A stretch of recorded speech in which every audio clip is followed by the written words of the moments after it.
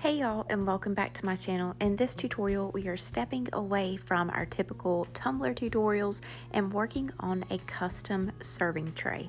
Hobby Lobby has so many wooden items that you can customize in their spring shop collection. I grabbed this so I can make something custom for my chase that is on my couch. We are going to paint the bottom of this with Flipn Awesome Paints from the CRYSTALAC company. I just wanted to give it a white base since this is a very dark stained wood. I'm going to paint it white, and then we're going to go in with a creamy or like ivory off-white color. You can use a regular acrylic paint that you can get from your local craft store. However, the CRYSTALAC Flipn Awesome Paint is a primer, paint, and top coat all in one. It has special properties about it that blocks out any stains or tarnishes from coming through the surface that you are painting. It's self-leveling, so streak-free, and that is really important when working on large projects like this. And you can also use it for other products such as tumblers that we have used in our tutorials in the past. They mix together so well so you can make custom colors with them, and you can grab a sample set of 25 of the colors for $100, which for me is an incredible deal because you need very, very little, especially when working with tumblers and painting over that stainless. You need very little to complete a project, and they last forever. This only needed one coat of lovely linen. And while that was drying, I found some flowers on Creative Fabrica, and I'm going to show you how I printed those out. I'm using the Print to Size app. I have told y'all about this in the past. Absolutely love this app to size all of the things that I don't have to put through my Cricut program. Since we are using a clear Waterslide, I just resize this to A4. Our Waterslide size is A4, and then I'm just going to make my flowers as large as they will go on that paper. Select I'm printing out photo so it would be nice and saturated, and just send that to my printer. Simple as that. I got my clear Waterslide paper off of Amazon. It is Hippo brand, and I will have that linked down below for you. I printed out 2 of these, and I did end up wanting to add a third one after I positioned them on the board. So I trimmed around the flowers just so they would not overlap when I was positioning them around and seeing how I wanted them to lay out. And since these are not sealed, I am avoiding touching the printed surface. Once I had all 3 of those printed, I took them outside and gave them 3 coats of Rust-Oleum matte clear coat. You want to do light coats and 2 to 3 of them to really seal that ink in on the Waterslide. While those are drying, we are going to go ahead and add on our first layer of epoxy. Epoxy is self-leveling, so you want to make sure that the surface you are working on is very level, or in this case, this tray was just a little bit warped, so I adjusted it by just folding up some paper and making sure it was nice and level. I know I have heard so many say that you cannot use a facet for large products, but you can. You just don't want it to be thick. The key is to getting a thinner coat with a facet epoxy. So we are going to be using about 60 milliliters of Speedy Petey from DIY Epoxy. I have poured 30 milliliters of Part A, and I'm just rotating my cup while applying heat from my heat gun to heat that up. Since it is a thick viscosity, this is going to help avoid bubbles when I am mixing quickly because I'm an impatient mixer. It will also help the consistency a little bit, so when I pour it onto my tray, it's a little easier to spread around and get all areas covered. After I heated up my Part A, I added in 30 milliliters of Part B and mixed that until it was crystal clear. I know this project may appeal to some that have not worked with resin before. When working with epoxy, you want to make sure that you take all of your safety precautions. Make sure that you do have a respirator on, or at least in a very well ventilated area when working with resin. After we have that mixed up really well, I'm going to add in a tiny bit of Diamond Dust Mica from PDB Creative Studio. I wanted to give this a little bit of a shimmer, but not a sparkle. I'm going to mix that in really well, and again, I only added just a tiny bit. If you add too much of your micas, as you spread it around, it will streak because it's going to bunch up in some areas, and since we are using a fast set epoxy, it's going to cure very quickly, meaning less time for that mica to spread out.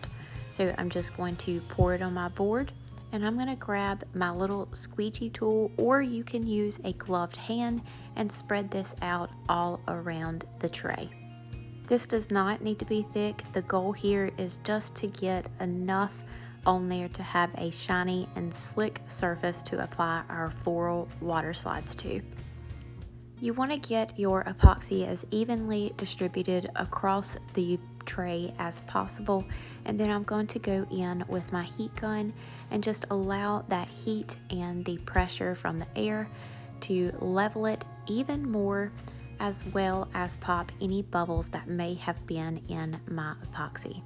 Now, if I were doing a thicker pour of epoxy, I would use a regular epoxy, not a fast set, as well as check all over my board to see if there is any cracks or areas that it can seep through, especially the seam at the bottom of the board. So if you were doing a deeper pour of epoxy, make sure that your board is nice and sealed.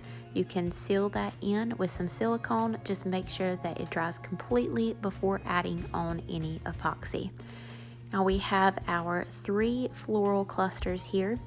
It is Hippo Waterslide from Amazon.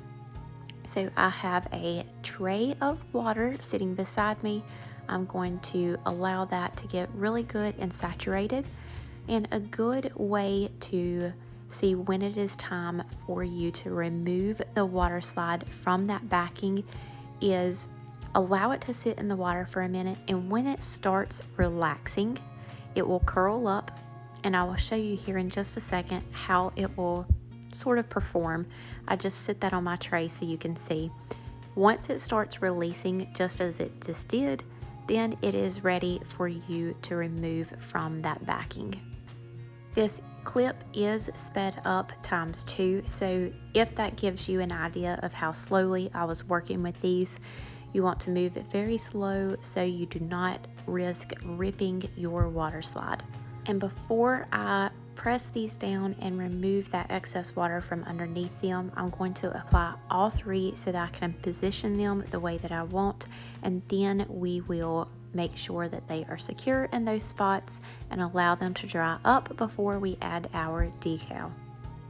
Once I had those in position, I grabbed my squeegee tool and worked all of the water out from underneath these water slides. Now, quite a bit of water will be underneath these, so you will have to work with it a good bit since we're working with 3 very large water slide images. So just work your way around very gently. Hold on to your water slide just a little bit to make sure that they do not move as you are pressing that water out from underneath. There will be a lot of excess water floating around, so if you need to grab any of that water up to continue to press out from underneath the water slides, use either a coffee filter or tissue paper. They are very absorbent, and it also prevents ripping or tearing your water slide if it sort of like grabs a hold of it. If you use a towel or a paper towel, those will sort of stick to the water slide. So if you press or apply any pressure to it and then run it across the water slide, it may rip or tear. Tissue paper and coffee filters work very, very well. They absorb the moisture and the water, but they do not rip your water slides, they just glide across them. After I had all of that water absorbed, I gave this about 1 hour to 2 hours to dry.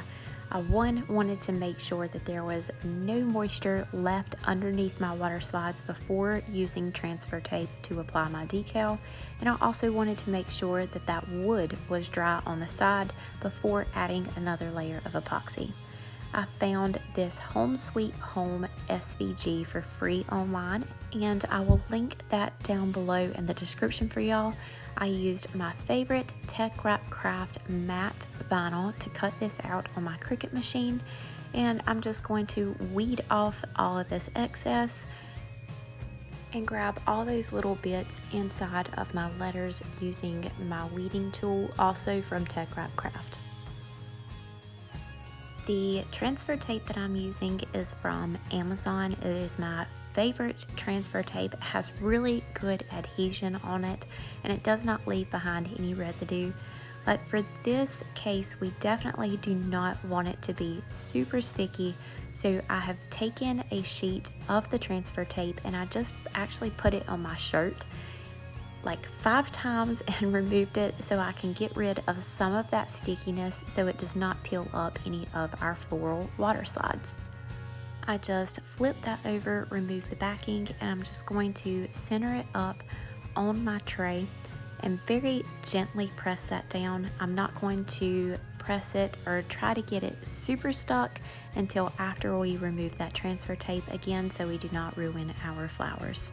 I very gently removed that transfer tape, and then I put that backing on top of my vinyl and then used the squeegee tool to apply pressure and really get those stuck down onto my tray. After I applied my decal, it was ready for epoxy.